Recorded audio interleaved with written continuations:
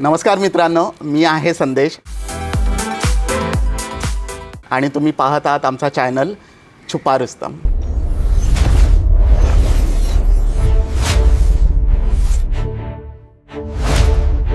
मित्रांनो, छुपा रुस्तममध्ये आम्ही असे सुपर हिरो आपल्या भेटीसाठी घेऊन येत असतो जे आपल्याला नायक म्हणत नाहीत, पण आपल्या कृतीतून आपल्या कर्तृत्वातून ते नायक ठरतात. असं म्हणतात की माणसाचं आयुष्य हे त्याच्या हातावरल्या रेषांमध्ये नसतं, तर त्याच्या मनगटाच्या बळावर असतं. आणि आज छुपा रुस्तममध्ये आज आपण अशाच एका मेहनती कष्टाळू व्यक्तीला भेटणार आहोत, ज्यांनी शून्यातून आपलं विश्व निर्माण केलेलं आहे. अतिशय मेहनत कठोर परिश्रम घेऊन इथपर्यंतचा प्रवास त्यांनी साध्य केलेला आहे. आणि ते आहेत येड लागलं प्रेमाचं यामधील मिहीर म्हणजेच वैभव चव्हाण.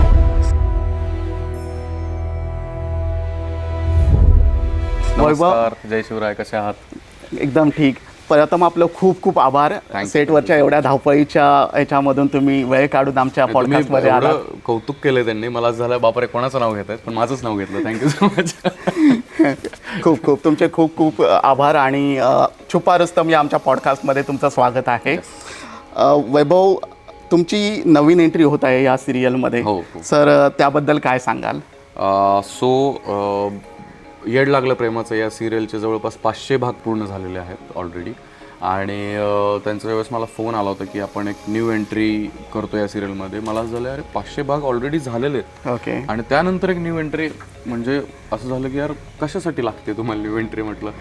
तर त्यांचं म्हणणं आहे की या स्टोरीमध्ये ऑलरेडी एक बॅक स्टोरी जी 500 भाग असताना एक कॅरेक्टर होतं ज्याचं नाव सतत ह्या सिरियलमध्ये घेतलं जात होतं. त्याची एक स्टोरी आहे, ती म्हणजे मंजिरीचा असणारा पहिला नवरा जो होता, तर त्याचं काही गोष्टींमुळे किंवा काही ह्याच्यामुळे तो निधन पावला असं होतं. पण तो ॲक्च्युली नाही गेलाय, तो जिवंत आहे. आणि त्याची रिएंट्री झालेली आहे. सो असं आत्तापर्यंतच्या स्टोरी पर्यंतच सांगतोय मी, जेणेकरून पुढचं काही रिव्हील होणार नाही. सो तो आलेला आहे, त्याची एंट्री झालेली आहे. तो हिला मंजिरीला आणि रायाला भेटलेला आहे. आणि त्याच्या पुढे काय होतं, नक्की काय घडतं. पण सगळ्यात शॉकिंग गोष्ट अशी आहे की ज्याचं नाव मिहीर आहे, म्हणजे माझं नाव मिहीर दाखवलंय सिरियलमध्ये, पण तो मिहीर नाही आहे आता, तो गौरव आहे.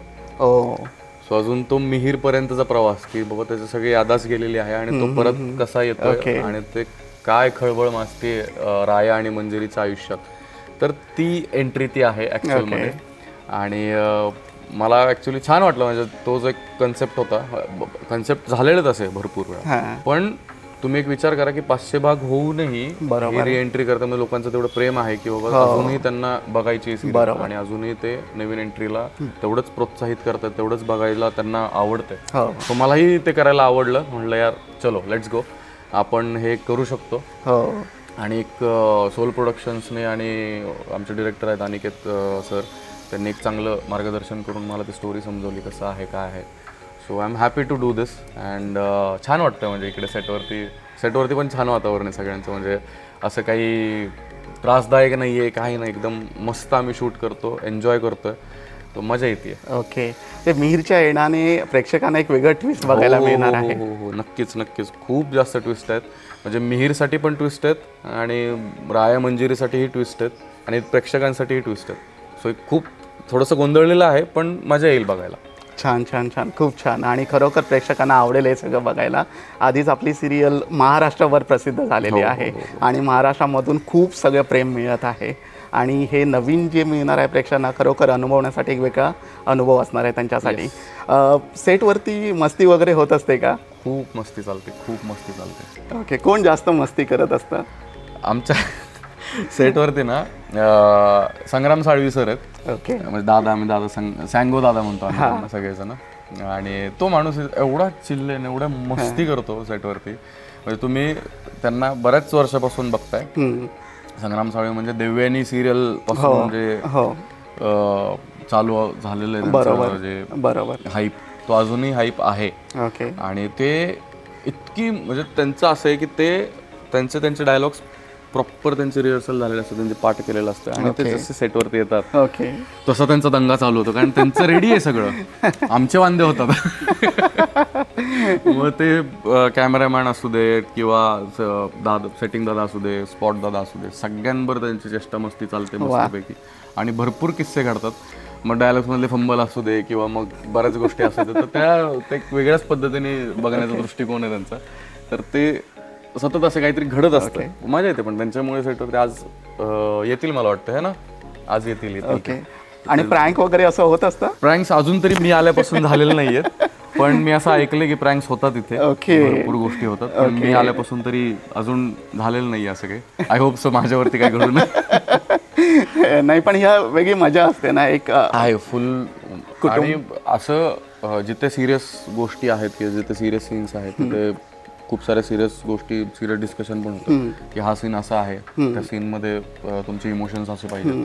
तर ह्या पण सगळ्या गोष्टी घडतात आणि शिकायला भेटतं. ॲक्च्युली मी 2021ला एक सिरियल केली, त्यानंतर मी सिरियल केलेली नाही. ओके. मूवीज वगैरे केले किंवा बिग बॉस झालं ते केलं, पण परत सिरियलमध्ये येणं थोडंसं मला असं दडपण आलं होतं की परत आता सिरियलमध्ये येतो आपण.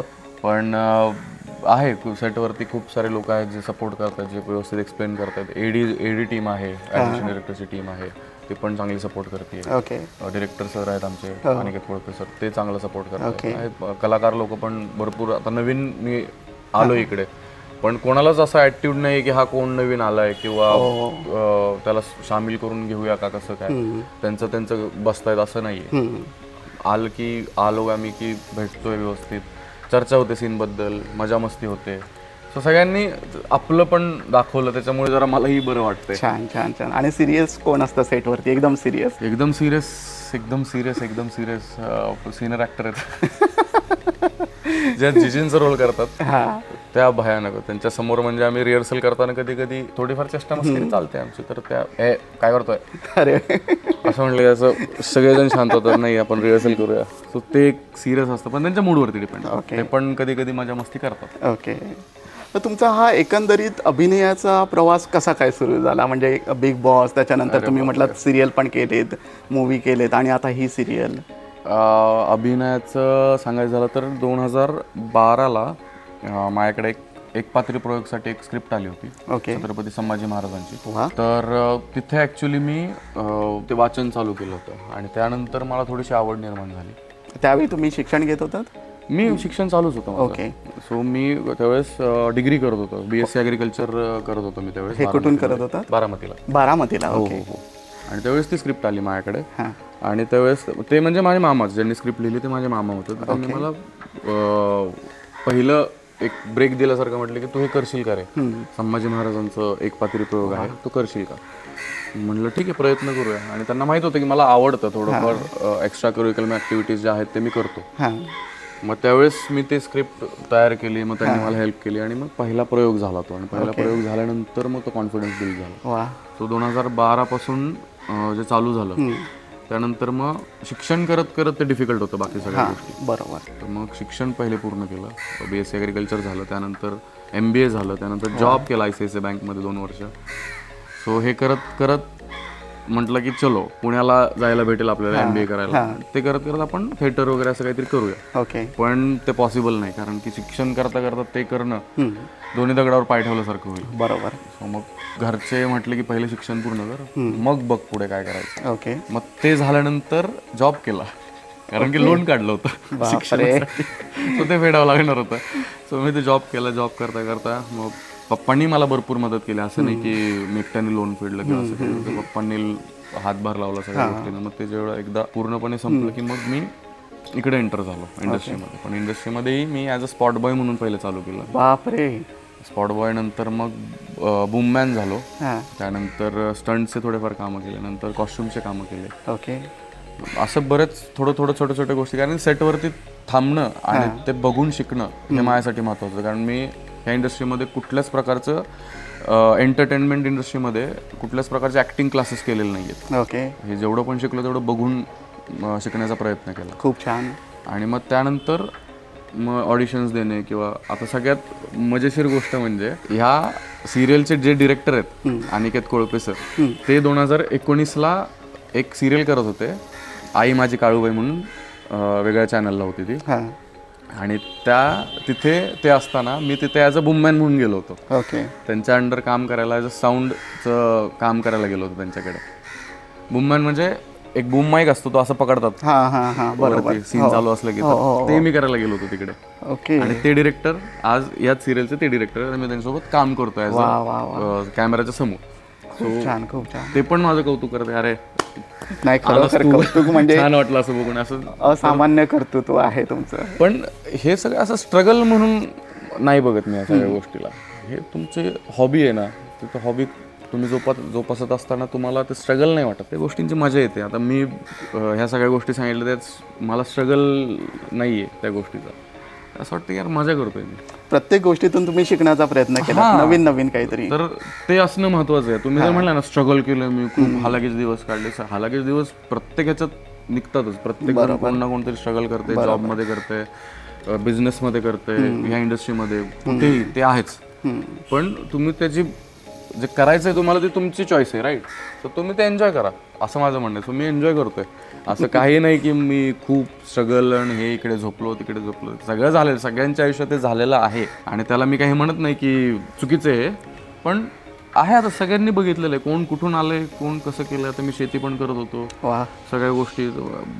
पण आता ते सगळ्या गोष्टी तुमच्या आहेत, ते तुम्ही चॉईस केलेल्या आहेत. तुमची चॉईस आहे तर तुम्ही एन्जॉय करा ती चॉईस. मग कंप्लेंट्स करू नका, असं माझं म्हणणं आहे. वैभव, तुम्ही MBA केलं, मग जॉब करत होता, आणि नंतर जेव्हा या क्षेत्राकडे येण्याचा विचार केलात, त्यावेळी वडिलांची प्रतिक्रिया काय होती? वडिलांना तुम्ही सांगितलं होतं का? नाही, म्हणजे वडिलांना माहीत होतं मला हे आवडतंय म्हणून फील्ड. पण त्यांचं थोडंसं एक होतं की यार जॉब आहे तुला चांगला, तुझं चांगलं पेमेंट आहे, तू ICICI बँकमध्ये ॲज अ डेप्युटी मॅनेजर आहे, बरोबर, तर तू कशाला सोडतोय? तर मग मी जॉब सोडला होता, हे त्यांना पण माहीत नव्हतं ॲक्च्युअली. ओके. सोडला, आणि सोडल्यानंतर मग थोडे महिने निघून गेले, आणि महिने निघून गेल्यानंतर मग थोडंफार काम भेटायला लागलं इकडे तिकडे. मग ज्युनियर आर्टिस्टचं काम कुठे, थोडंफार इकडे तिकडे. मग त्यावेळेस मी त्यांना सांगितलं की मला छोटं छोटं काम भेटतंय, मी सर्वाईव्ह करतोय सध्या, पण मी जॉब सोडलाय. मग त्यावेळेस थोडेसे नाराज झाले होते. बट नंतर मग ज्यावेळेस फर्स्ट सिरियल मला ॲज अ लीड म्हणून भेटली, त्यावेळेस मग ते खुश झाले. मग त्यावेळेस त्यांनी मिठी मारली मला. बरोबर. म्हटलं अरे तू करतोयस काहीतरी. मग त्यावेळेसपासून फुल सपोर्ट आहे मला. त्यानंतर परत कधी असं झालं नाही की कशाला काहीतरी करतोय असं किंवा काय, असं काहीही नाही. स्टार्टिंगला होतं सिम्पल फंड आहे. आई वडिलांना एवढंच वाटतं की माझा मुलगा हा उपाशी मरू नये, बरोबर, आणि कुठल्या तरी चुकीच्या मार्गी लागू नये. त्यांचं एवढंच म्हणणं असतं. त्यांचं फक्त आता त्यांना एवढंच माहिती, शिक्षण केलेला माणूस हा चुकीच्या मार्गाला जात नाही, हे त्यांचा थॉट असतो. बरोबर. त्याच्यामुळे ते तसा विचार करतात की शिक्षणच्या रिलेटेड काहीतरी कर. पण आता ही फील्ड अशी आहे की आपलं कोणालाच नाही, आमच्या अख्ख्या खानदानात कोणी नाही आहे. सो त्यांना माहीत नाही की नक्की काय आहे काय नाही. सो त्याच्यामुळे थोडंसं डाऊट होतं. पण हळूहळू आता त्यांना पण लक्षात आलं. ते सेटवरती बऱ्याच वेळा आलेले आहेत, मी भेटवतो सगळ्यांना. मी आमच्या सरांना पण व्हिडिओ कॉल वगैरे लावून देतो, हे सर आहेत माझे असं दाखवतो. म्हणजे त्यांना पण थोडंसं असं बरं वाटतं की हां ठीक आहे. बरोबर बरोबर. तुम्ही सांगितलं की फर्स्ट सिरियल जी तुम्हाला मिळाली, त्याच्यानंतर त्यांनी तुम्हाला मिठी मारली. किती मोठा क्षण होता हा तुमच्यासाठी? खूप मोठा क्षण होता, खूप मोठा. म्हणजे आईसोबत आपण मिठी मारणं हे दररोजच घडतं. हो बरोबर. मुलाने एका आईला मिठी मारणं हे दररोज. बरोबर बरोबर. मुलगा आणि वडील यांचं जे प्रेम असतं ते कधीच दिसत नाही. हो खरं, ते दाखवत पण नाही. खरं. आणि ते खूप क्वचित एक दुर्मिळ क्षण असतो, तो दुर्मिळ, एकदम दुर्मिळ असतो. बरोबर. तर तो क्षण अनुभवायला खूप वर्ष जातात. आणि सेम माझ्यासोबत घडलं तसं. लहानपणी कधी मिठी मारली असेल आता आठवत नाहीये, पण मला असं वाटतं की त्यानंतर हा क्षण होता जो सिरियल भेटली मला. आणि त्यांनी प्रोमो बघितला माझा. मी त्यांना फोन केला, मी घरी होतो, मी घरी, आणि पप्पा त्यावेळेस बँकमध्ये होते, जॉब करत होते. त्यांना मी फोन केला, म्हटलं पप्पा घरी या, असं असं एक प्रोमो येतोय. कसला प्रोमो येतोय? म्हटलं आहे एक, तुम्ही घरी या. पण घरी यायच्या अगोदरच त्यांना तो मोबाईलवरती कोणीतरी प्रोमो पाठवला, आणि मग ते तिकडून आले आणि बँकेतून लवकर आले त्यावेळेस, आणि आले मिठी मारली मला. वेल डन, वेल डन, चांगलं करतोयस असं म्हटलं. तर खूप भरून मी रडलो होतो त्या दिवशी भयानक, पण खूप छान वाटलं होतं, खूप छान. त्यानंतर मग जो सपोर्ट भेटला मला घरच्यांकडून, आय जस्ट कांट इमॅजिन. म्हणजे सगळं फायनान्शियली पण सपोर्ट लागतो घरच्यांकडून, असं नाही फक्त ह्या पण. कारण की फील्डच अशी खूप फ्लक्च्युएटिंग फील्ड, अनप्रेडिक्टेबल आहे. तुम्हाला पैसे आहेत नाही आहेत, तुमचं स्ट्रगल कसं आहे, काम असेल तर पैसे आहेत, परत 4 महिने काम नाही आहे, सो या सगळ्या गोष्टी घडतच असतात. आणि तर फायनान्शियली, मेंटली, इमोशनली, फिजिकली हे तुमची फॅमिली तुमच्यासोबत असेल ना तर सगळ्या गोष्टी बरोबर. पण तेवढं आपण आपलं पण हे असलं पाहिजे की आपण फॅमिलीला तेवढं आपल्यासोबत घेऊन चालतो, बरोबर. तर ते सपोर्ट करतील. बरोबर, त्यांनी विश्वास ठेवला तर सपोर्ट करतील. नाही तर मग एकटं करू शकतो आपण, पण ते थोडंसं सपोर्ट असलं की कसं व्यवस्थित माणूस बरोबर. आनंदाने करतो सगळं. नाही ते कुटुंबाचा हात, जर कुटुंबाचा हात आपल्या डोक्यावरती असेल तर त्याचं प्रोत्साहन वेगळंच असतं. आणि हे मुंबईमध्ये तुमचं येणं कसं झालं? म्हणजे मुंबईमध्ये मी आत्ता शिफ्ट झालो ओके. 1 वर्षापूर्वी. म्हणजे आज आता जानेवारी चालू आहे ना, फेब चालू आहे. फेब्रुवारी चालू आहे. 1 वर्ष झालं मला इकडे शिफ्ट होऊन. ओके. तो 4 जानेवारी 2025 ला मी इकडे शिफ्ट झालो मुंबईमध्ये. हां. आणि मुंबईमध्ये बरेच वर्ष यायचा असा प्रयत्न होता माझा, पण मला भीती वाटायची. कारण मुंबईला मी ज्यावेळेस पण शूटला आलो त्यावेळेस दरवेळेस मला राहायचे वांदे असायचे इकडे, खायचे वांदे असायचे. आणि हे माहीत नव्हतं की मुंबईमध्ये असं पण असतं की सेटवरती सकाळचा नाश्ता भेटत नाही. हे बाहेर जे शूट होतात तिकडे माहिती आहे सकाळी नाश्ता भेटणार, दुपारी जेवण भेटणार, संध्याकाळी नाश्ता भेटणार, रात्री जेवण भेटणार, मग तुम्ही जाणार. पण मुंबईमध्ये थोडंसं रूल्स वेगळे आहेत हे माहीत नव्हतं मला. सो खूप वांदे व्हायचे. पण मी जानेवारीमध्ये शिफ्ट झालो इकडे. तिकडून इकडे शिफ्ट झाल्यानंतर मग भरपूर काही गोष्टी चांगल्या चांगल्या घडल्या. म्हणजे चांगली माणसं भेटत गेले मला. त्यानंतर काही कामं जे आहेत ते मला सॉर्ट करायला भेटले की बाबा हे काम मी सिलेक्ट करू शकतो, हे काम मी नाही घेऊ शकत, किंवा ह्या कामांमध्ये मला जास्त फायदा आहे. बरोबर. ह्या गोष्टी मला कळत गेल्या. आणि मी जिथे राहतोय तिथे जवळच आरामनगर आहे. सो ते एक ऑडिशन्सचं एक हब आहे तिथे. सो तिथे पण पहिल्यांदा गेलो मी. सो ते एक आहे. सो बऱ्याच गोष्टी मुंबईमध्ये सर्व्हाइव्ह करणं खूप डिफिकल्ट आहे. तुम्ही एकदा इकडे सर्व्हाइव्ह करायला लागला की मग तुम्हाला समजेल. पण इथे टिकणं खूप डिफिकल्ट आहे. सुरुवातीला की मग यू कॅन जस्ट हिट. हो बरोबर. सुरुवातीला खूप कठीण कठीण वाटतं, पण एकदा सवय पडली की मग ती सवय लागते. आणि मुंबईचं जीवन घरचे तर मला अजूनही विचारतात, अरे काय करतोयस तू, येतोयस का परत इकडे? पण आहे का चालू आहे प्रयत्न तर चालू आहेत सगळ्यांचे, तसे आपलाही प्रयत्न चालू आहे. तुम्ही नक्की म्हणजे मला ॲक्टर व्हायचं आहे हे नक्की तुमच्या डोक्यात कधी आलं? ती स्क्रिप्ट मिळाल्यानंतर? कारण नाही असं फिक्स असं काही नव्हतं की मला ॲक्टरच व्हायचं असं. पण मला ही फील्ड आवडायची. माझं स्केचिंग चांगलं होतं, ड्रॉइंग चांगले होते. त्यानंतर मला ॲनिमेशन करायचं होतं ॲक्च्युली. ग्रेट. पण घरच्यांचं म्हणणं होतं की ॲनिमेशन कशाला, आपलं गव्हर्नमेंट जॉब भेटेल असं काहीतरी कर. म्हणून मला BSc ॲग्रिकल्चरला टाकलं. म्हणून म्हणजे मी MPSCची तयारी करू शकतो. MPSC तयारी पण केली होती, झालं नाही. बट ऑब्विस कारण मी अभ्यासात एवढा हुशार नाहीये. पण हे बाकीचे जे एक्स्ट्रा गोष्टी होत्या, ज्या माझ्या आईचं ड्रॉइंग चांगलं, माझ्या वडिलांचं ड्रॉइंग चांगलं, ते थोडंसं आहे माझ्यामध्ये की थोडं बघण्याचा दृष्टिकोन वेगळा आहे. ओके. एका गोष्टीकडे फोटोग्राफी खूप आवडते मला. वा छान. स्केचिंग आवडतं. नंतर स्पोर्ट्समध्ये चांगलं होतं मी. बॉडी बिल्डिंग, माझे पप्पा माझे स्पोर्ट्समध्ये. ओके. सो ते ट्रायथलॉन वगैरे खेळतात. वा. सो ते थोडंसं आलं. मग थोडंसं फिजिककडे लक्ष देणं आलं हळूहळू. सो अशा गोष्टी करत मग लक्षात आलं की अरे आपण थोडंसं ह्या गोष्टी पण करू शकतो. बरोबर. पण असं काही ठरवलं नव्हतं की ॲक्टर व्हायचं असं नव्हतं. की माझं होतं की ह्या इंडस्ट्रीमध्ये एक भाग व्हायचं जिथे माझा काहीतरी हातभार लागेल.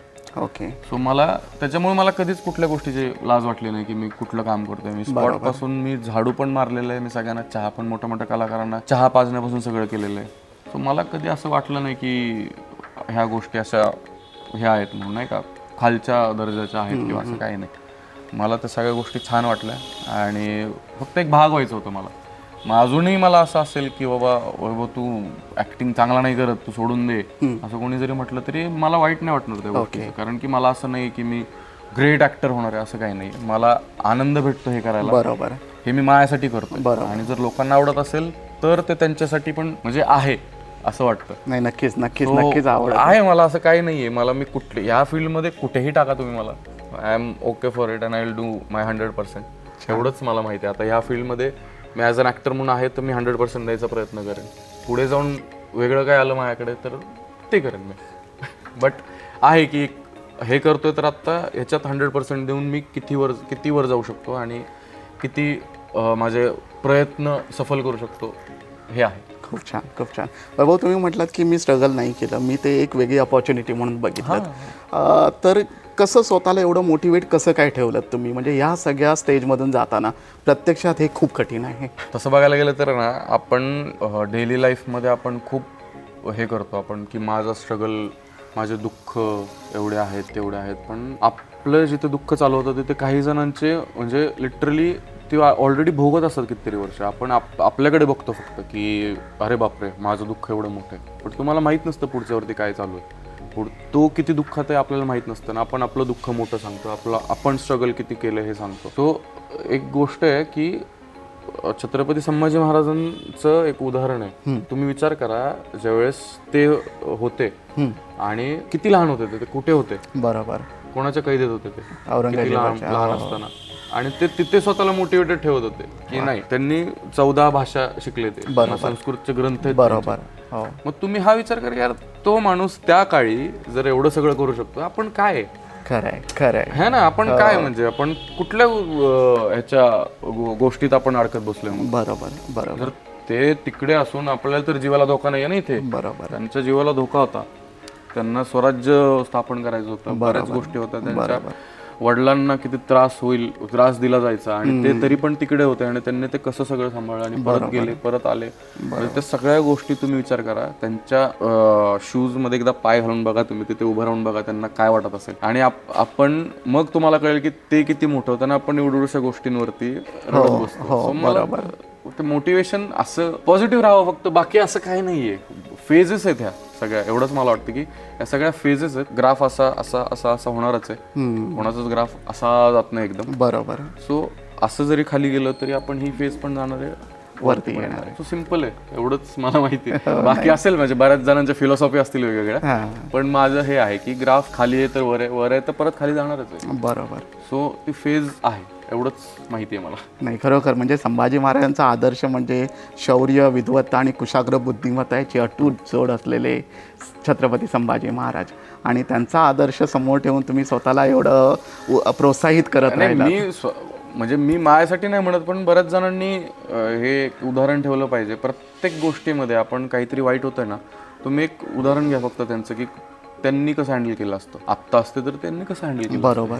सिम्पल आहे, सगळ्या गोष्टी मार्गी लागतात. संभाजी महाराजांचं जेव्हा तुम्ही स्क्रिप्ट करत होतात, असं म्हणतात की ॲक्टर आहे ना, तो आपलं आयुष्य प्रत्यक्षात जगायला लागतं.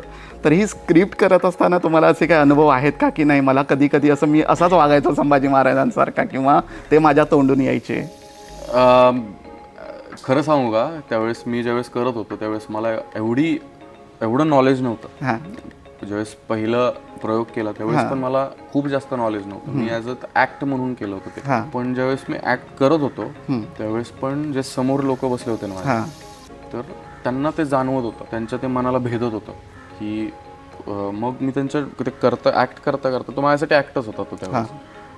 मी असं काही नव्हतं की मी पूर्ण घुसून करत होतो, असं नव्हतं. माझा पहिला प्रयोग सगळ्यात त्यावेळेस त्या लोकांच्या डोळ्यात बघितल्यावरती मला जाणवलं की अरे बापरे, हे बघताना असं बघतायत की समोर महाराज आहेत आणि ते साखळदंडाला बांधलेले आहे आणि ते त्यांची व्यथा सांगतात. मग मला जाणवलं की खूप मोठी गोष्ट आहे हे करणं. मग त्याचा पहिल्या प्रयोगानंतर मला त्याचा सिरियसनेस जाणवला. बरोबर. मग मी ते सिरियसली घ्यायला चालू केलं की अच्छा असं घडलं होतं.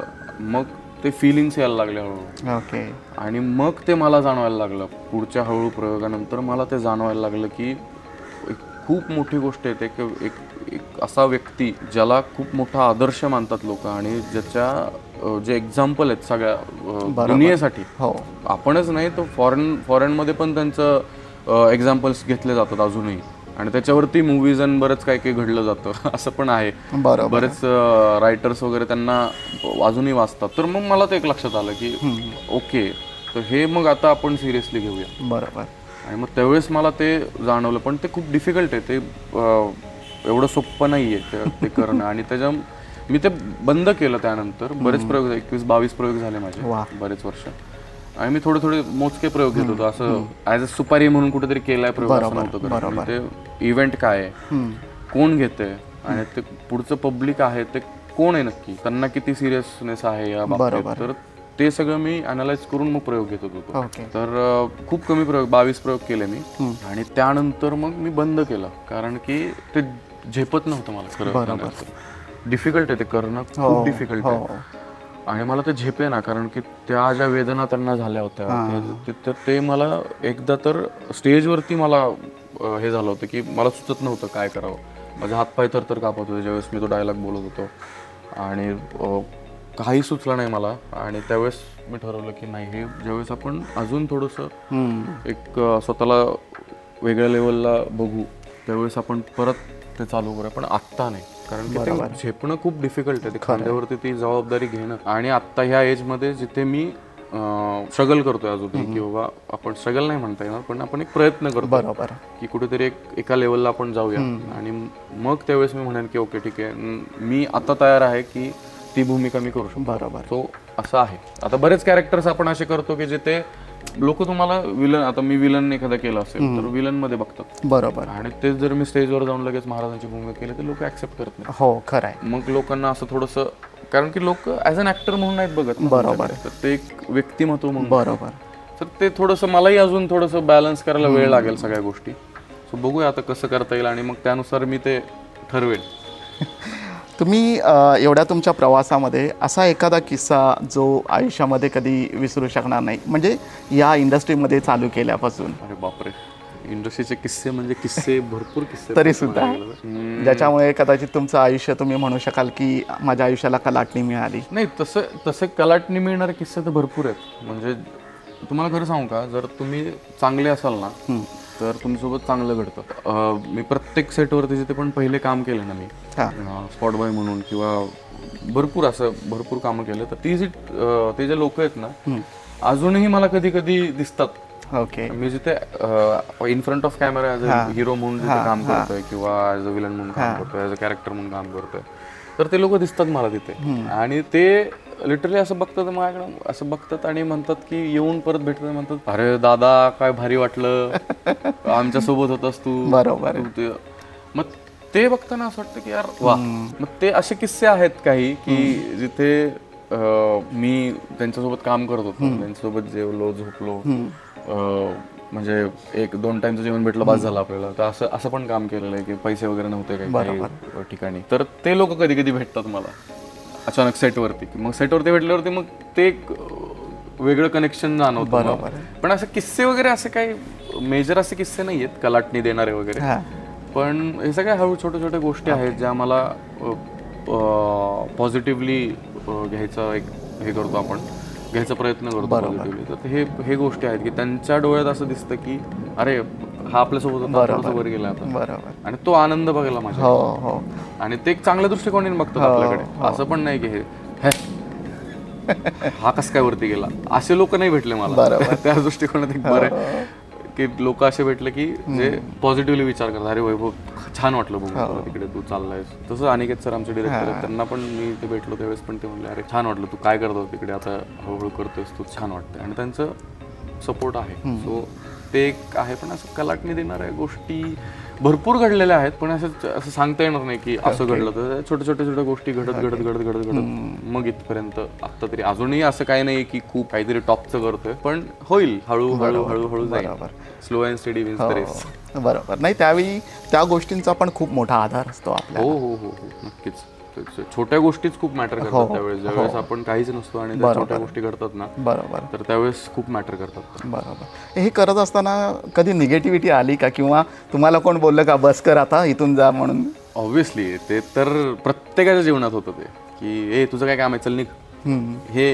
हे होतच असतं, तुला काय जमतं रे, चल निघ. ह्याच्यातून तुम्ही कसं स्वतःला, म्हणजे नाही असं काय नाही की मी खूपच पॉझिटिव्ह आहे, मलाही वाईट वाटतं, मी डिप्रेशन मध्ये जातो, मीही ते फेज कधी जाईल असा विचार करतो. आणि होतं सगळ्यांसारखंच सेम फिलिंग आहेत, फक्त एवढंच आहे की कन्सिस्टन्सी सोडू नका. बरोबर. माझा तो मोठो आहे की बाबा तुम्ही जर करताय ना काहीतरी तर ते सोडू नका. फक्त तुम्ही जर सोडलं तर तुम्हाला ते दुसरीकडे जायला परत 0 पासून स्टार्ट करावं लागणार. खरंय. तुम्ही आता 10 पावलं चाललाय, बरोबर, आणि तुम्हाला जर हे सोडा म्हटलंय कोणी, तुम्ही त्यांचं ऐकून सोडलंय, तर हे 10 पावलं तुमचे वेस्ट गेले. बरोबर. मी आता एवढे वर्ष झालं करतो, ते एवढे वर्ष वेस्ट जाणार माझे. बरोबर. तर ते काही कुठेतरी सार्थकी लागलं पाहिजे. म्हणून मग मी हे सोडत नाहीये की अरे एवढे वर्ष मी आई वडिलांच्या लांब राहून सगळं केलं. नाही तर मी जॉब केला असता, घरी राहिलो असतो, आई वडिलांचा हातचं जेवलो असतो, मस्त लग्न बिग्न केलं असतं, एन्जॉय केलं असतं मस्तपैकी. है ना. बरोबर. पण नाही ना, मी आता हे चूज केलेलं लाईफ, हो. मग राहा कन्सिस्टंट असं माझं म्हणणं की मी कन्सिस्टंट राहतो. ठीक आहे, आता मी चूज केलं तर मी कसं प्रूव्ह करू शकतो की मी बरोबर आहे, माझ्या लाईफमध्ये मी बरोबर करतो. मग ते थोडंसं आहे. ओके. पण अप डाऊन होत राहतं. मी सांगितलं की फेजेस येतात आणि जातात. ही पण फेज, हे लक्षात ठेवा की फेज येते आणि जाते. आता तरुण मुलं जर बघितलं तर थोड्याशा अपयशाने खचून जातात. अनेक आपण काय करायला जातो आणि आपल्या मनाप्रमाणे घडत नाही. मग हे सोडून ते करा, परत ते सोडून दुसरं करा, मग ते एक्सप्लोर सोडून करा. माझं तर म्हणणं एक्सप्लोर करा. मी एक्सप्लोर करतच जातो. मी हे करायचं होतं, ते करायचं होतं, हे करायचं होतं, तसं करत करत करत कुठेतरी एका ठिकाणी असं होतं की तुम्हाला मजा यायला लागते एका गोष्टीची आणि त्यातून तुम्ही अर्न करता. बरोबर. पैसे येतात तुम्हाला त्या गोष्टीचे. त्या मजा करायचे पण पैसे येतात.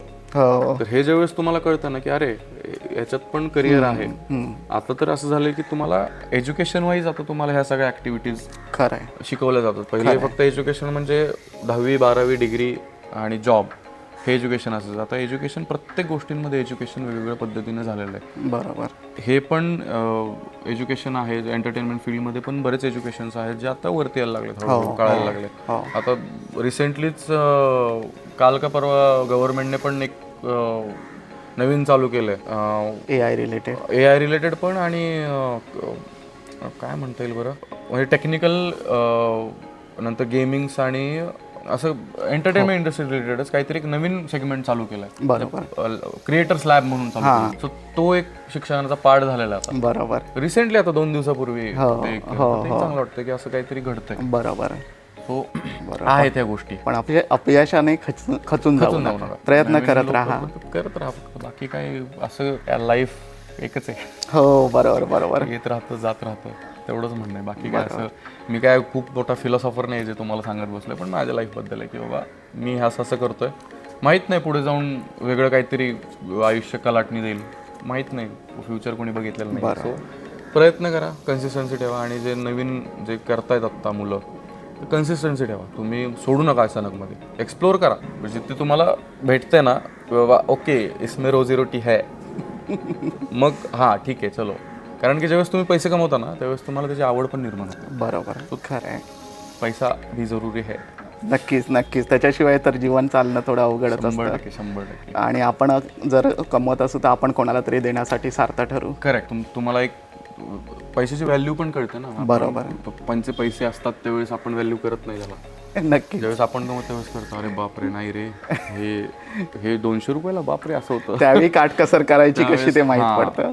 तो आहे तेवढं स्वतः ज्यावेळेस कमवाल त्यावेळेस कळतं आणि होईल हळूहळू. माझं असं म्हणणं आहे की फक्त भरोसा ठेवा की होईल. बरोबर. नाही विषय म्हणजे वैभव, तुमचा जो प्रवास तुम्ही जेवढ्या सहजतेने सांगितलात, खरोखर तो प्रवास एवढा सहज नव्हता. तुमचे जे अनुभव आहेत, जे काय आहे, एवढ्या सहजतेने सांगितलं आणि आजही तुम्ही त्याच्याकडे फक्त एक संधी म्हणून बघताय. बघण्याचा दृष्टिकोन तसा आहे माझा. पण मजा करतो मी. फक्त एवढंच आहे की त्यात लाईफची फेज आहे, त्याची मजा घ्या. बाकी सगळ्या गोष्टी घडत राहतात. सिम्पल आहे. असं काय खूप असा वेगळा प्रवास नाही आहे माझा. सगळ्यांचे हेच प्रवास आहेत की बाबा कुठून तरी गावातून मुलगा आला, त्यांनी काहीतरी प्रयत्न केला आणि तो प्रयत्न करतोय अजूनही. ते कुठेतरी थोडंफार त्याला स्टेप्स एक पायरीवर चढत चाललाय तो. सो सगळ्यांच्या लाईफमध्ये जे आहे तेच माझ्या लाईफमध्ये. असं काही वेगळं असं काही नाही आहे. फक्त बघण्याचा दृष्टिकोन माझा थोडासा वेगळा असू शकतो लाईफकडे. सो ते मी ठेवलेलं आहे की बघण्याचा दृष्टिकोन जो आहे तो प्रत्येकाचा वेगळा असतो, तसं माझा वेगळा आहे. नक्कीच. तुम्हाला या तुमच्या मिहीर या रोलमध्ये तुम्हाला खूप सारं यश मिळो. संपूर्ण महाराष्ट्राचं तुम्हाला प्रेम मिळो. असंच नवीन यश तुम्हाला मिळत जाओ. आणि खरोखर म्हणजे एवढ्या सहज त्यांनी प्रवास सांगितला. मित्रांनो खूप कठीण असतं. एकदा तुम्ही कधीतरी अनुभवून बघा, म्हणजे तुम्हाला कळेल ते सेटवरचं जगणं किंवा एखाद्या ठिकाणी मित्रांबरोबर राहणं, एक वेळचं जेवण करणं किती अवघड असतं ते. आणि ह्या सगळ्यामधून अनेक वेळा आपल्याला स्वतःला नैराश्य येतं की बस झालं, मी आता नाही करू शकत किंवा आता मला इथून बाहेर जायचं आहे. होतं, हे सगळ्यांना होतं आणि माझ्यासोबतही घडलेलं आहे हे. पण ह्याच्यातून न खचून पुढे कसं जाता येईल आणि कसं मात करून आपण स्वतःला प्रूव्ह करू शकतो, हे एक थोडंसं काही लोकांचे एक्झाम्पल तुम्ही स्वतःसोबत ठेवा की ते इथे असते तर त्यांनी काय केलं असतं आणि कसे पुढे गेले असते. बरोबर. हे आहे. खूप खूप धन्यवाद तुमचे. आणि एवढा वेळ काढून आमच्या छुपा रुस्तम या चॅनलमध्ये आला. मला छुपा रुस्तमसाठी व्हेरी ऑल द बेस्ट. तुम्हाला खूप सक्सेस मिळो आणि चॅनलला छुपा रुस्तम या चॅनलला शेअर करा, सबस्क्राईब करा, लाईक करा आणि कमेंट्समध्ये अजून कुठले कुठले तुम्हाला टॉपिक्स पाहिजेत, कोणाकोणाचे इंटरव्ह्यू घ्यायचे हे पण यांना सांगा नक्की. नक्कीच नक्कीच नक्कीच. आपण असे छुपा रुस्तम तुमच्या भेटीसाठी घेऊन येत राहू, ज्यांनी शून्यातून कमवलेलं आहे आणि आपलं विश्व निर्माण केलेलं आहे.